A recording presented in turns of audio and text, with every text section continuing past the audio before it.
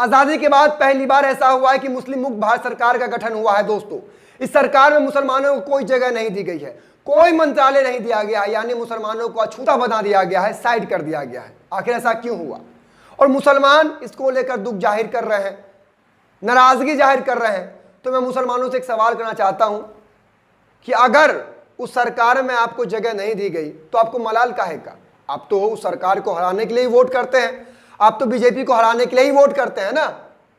तो अगर आप बीजेपी को हराने के लिए वोट करते हैं, तो अगर बीजेपी की सरकार बनी, उसमें आपको जगह नहीं दी गई, तो फिर मलाल काहे का, अफसोस काहे का, नाराजगी काहे की, गुस्सा काहे का? यह सवाल मेरा उन तमाम मुसलमानों से है जो मुसलमान सिर्फ इस नाम पर वोट करते हैं कि हमें बीजेपी को हराना है। उन्हें किसी चीज से मतलब नहीं होती है। उनको मतलब नहीं होता है कि सिवान लोकसभा सीट से हिना साहब का जीतना इतना जरूरी है जितना जरूरी वाराणसी सीट से मोदी का जीतना है। यह खबर नहीं होती है मुसलमानों को। मुसलमान वहां भी बीजेपी को जिताने के नाम पर हिना साहब को हरा देते हैं। मुसलमानों को इस बात की चिंता नहीं होती है कि असम से बदरुद्दीन अजमल साहब का जीतना इतना जरूरी है जितना पाटलिपुत्रा सीट से लालू यादव की बेटी मीसा भारती का जीतना। मुसलमानों को इस बात की फिक्र नहीं होती है कि इम्तियाज जलील साहब का औरंगाबाद जीतना इतना जरूरी है जितना राहुल गांधी का वायनाड सीट से जीतना। ये तमाम चीजें मैं क्यों बता रहा हूं दोस्तों? वो इसलिए बता रहा हूं कि आप जरा सोचिए कि आपने बीजेपी को हराने के नाम पर वोट किया, उसके बदले आपको क्या मिला? बीजेपी फिर भी सरकार में है दोस्तों, बीजेपी ने फिर भी सरकार बना लिया, लेकिन यहां नुकसान फिर भी मुसलमानों का हुआ। मुसलमानों को इस सरकार में जगह नहीं मिली। तमाम जातियों को, तमाम धर्मों के लोगों को जगह मिली सरकार में, सिवाय मुसलमान के, क्योंकि मुसलमान बीजेपी को हराने के नाम पर ही वोट करते हैं। लेकिन जब सरकार में जगह नहीं मिलती है तो मुसलमान अफसोस करते हैं।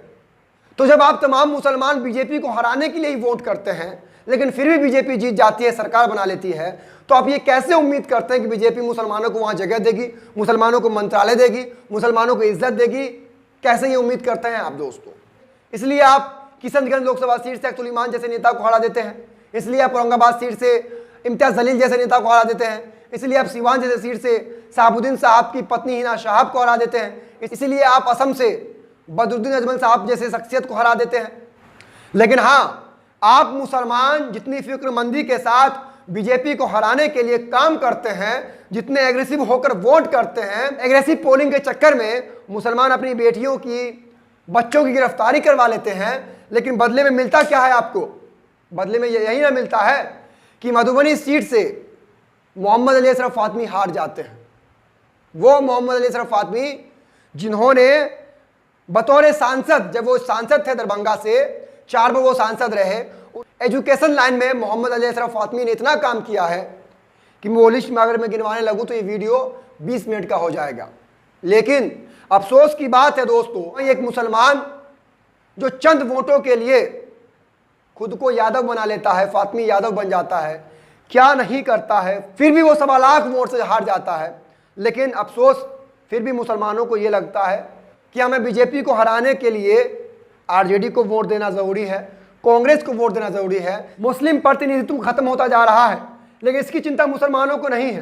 कभी भारत में 50 से भी ज्यादा मुस्लिम सांसद हुआ करते थे, लेकिन आज वो आंकड़ा 24 पर सिमट कर आकर रह गया है। इसकी फिक्र किसी को भी नहीं है। जब तक हमारे लोग सदन में नहीं होंगे, हमारी आवाज बुलंदी के साथ कौन उठाएगा, इसकी फिक्र किसी को नहीं है। लेकिन हम वोट करते हैं क्यों? सिर्फ बीजेपी हार जाए, बीजेपी हार जाए। बीजेपी को हराना मुसलमानों का मकसद हो सकता है, नो डाउट हो सकता है, लेकिन मुसलमानों को इस बात का भी ख्याल रखना चाहिए कि हमारी आवाज़ सदन में कौन मजबूती के साथ उठाएगा, हमारे लिए कौन आवाज़ बनेगा, हमारे लिए कौन सड़क पर निकलेगा, हमारे दुख दर्द में कौन शामिल होगा। अब देखिए, बिहार का पूर्णिया सीट पप्पू यादव निर्दलीय चुनाव जीत जाते हैं, लेकिन यहाँ शहाबुद्दीन साहब की पत्नी हिना साहब चुनाव हार जाती है, इम्तियाज जलील चुनाव हार जाते हैं, बदरुद्दीन अजमल चुनाव हार जाते हैं। ये तमाम चीज़ें मैं इसलिए बोल रहा हूँ दोस्तों कि कम से कम आप लोगों को समझ में आना चाहिए कि सिर्फ ये सोचकर कि हमें बीजेपी को हराना है हम वोट नहीं करें। हमें उम्मीदवार को भी देखना पड़ेगा, हमें चीज़ों को समझना होगा। बीजेपी के खिलाफ मुसलमान हैं रहे, लेकिन उसके बावजूद आप ऐसे रहनुमाओं को चुने जो आपकी आवाज़ बने, आपकी बात करे, आपके दुख सुख में आपके साथ रहे।